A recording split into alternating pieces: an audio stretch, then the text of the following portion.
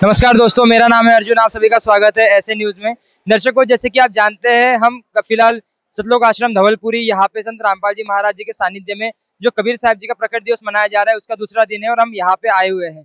फिलहाल हम प्रदर्शनी में खड़े हैं, आप देख पा रहे होंगे यहाँ पे अच्छी खासी भीड़ हमें देखने को मिल रही है। और फिलहाल फोकस का जो पॉइंट है हमारा वो ये है कि हम ग्रंथालय में है। दर्शकों, हमारे मन में एक क्यूरियोसिटी के साथ एक सवाल आता है, या आप सभी के मन में भी आता होगा। महाराष्ट्र खुद एक संतों की भूमि है। महाराष्ट्र में अनेक संत हो चुके हैं। संत नामदेव ले लो, ज्ञानेश्वर ले लो, और हर जगह पे अलग अलग महान संत हुए हैं। ऐसे समय में भी महाराष्ट्र की एक मेजोरिटी जो लोग हैं वो संत रामपाल जी महाराज जी के द्वारा बताए गए ज्ञान के अनुसार भक्ति कर रहे हैं, कबीर साहब जी को मान रहे हैं, जो कि एक महान संत हो चुके हैं, उनको पूज रहे हैं। तो ऐसी क्या चीजें हैं कि उनको उनकी तरफ प्रेरित कर रही है कि वो कबीर साहब जी के बारे में चर्चा करें, या उनके ज्ञान उपदेश को सुने, या उनके द्वारा बताई गई भक्ति के बारे में सुने।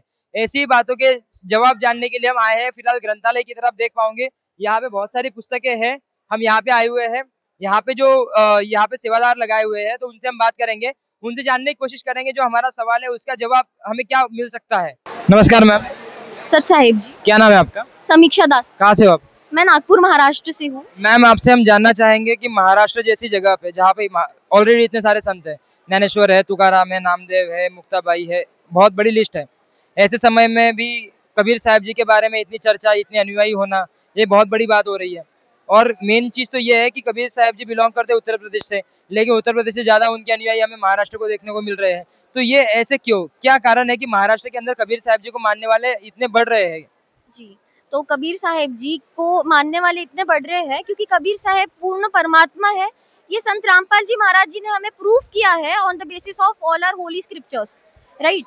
तो जैसे आपने बोला है कि कबीर साहब की क्यों इतने अनुयायी बढ़ रहे हैं, वो गुरु जी को ज्ञान को देख के कि सारे सदग्रंथों में प्रमाण है, वेदों में प्रमाण है, गीता जी में है, बाइबल में है, कुरान शरीफ में है।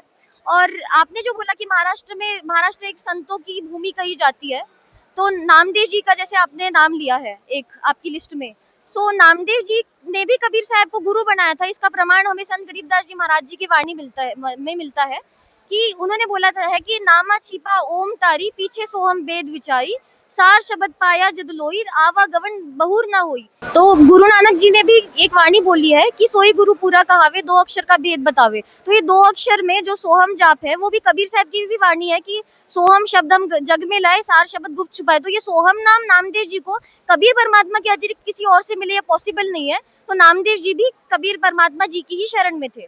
मैम, एक सवाल हमारा यही है कि महाराष्ट्र में अगर इतने सारे संत हुए हैं और कबीर साहब जी ही पूर्ण परमात्मा थे, तो फिर महाराष्ट्र के संतों ने उनके बारे में उल्लेख क्यों नहीं किया? ये सवाल हो सकता है ना जी। ये बहुत ही इंटरेस्टिंग क्वेश्चन पूछा है आपने। महाराष्ट्र के ही बहुत सारे संत गवाही देते हैं कबीर साहब के परमेश्वर होने की। तो ये पुस्तक जैसे आप देख सकते हैं कि ज्ञान श्री ज्ञानेश्वर महाराज जी मुक्ताबाई सनद, इस पुस्तक में हम प्रमाण देख सकते हैं इसका।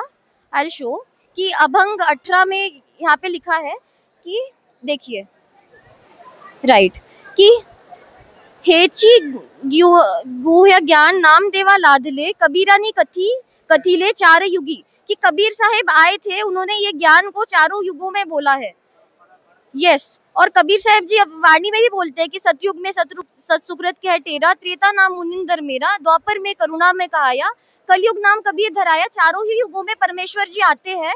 चारों युग में मेरे संत पुकारे, कूक कहा हम हेल रे, हीरे माणिक मोती बरसे, ये चक चुकता डेल रे। कि चारों ही युगों में परमात्मा का ज्ञान है तो परमेश्वर जी स्वयं बताते हैं, या उनके नुमाइंदे संत, उनके जो भक्त है उसका प्रचार करते हैं। तो यही दोनों वाणियों में हमें जानने मिलता है।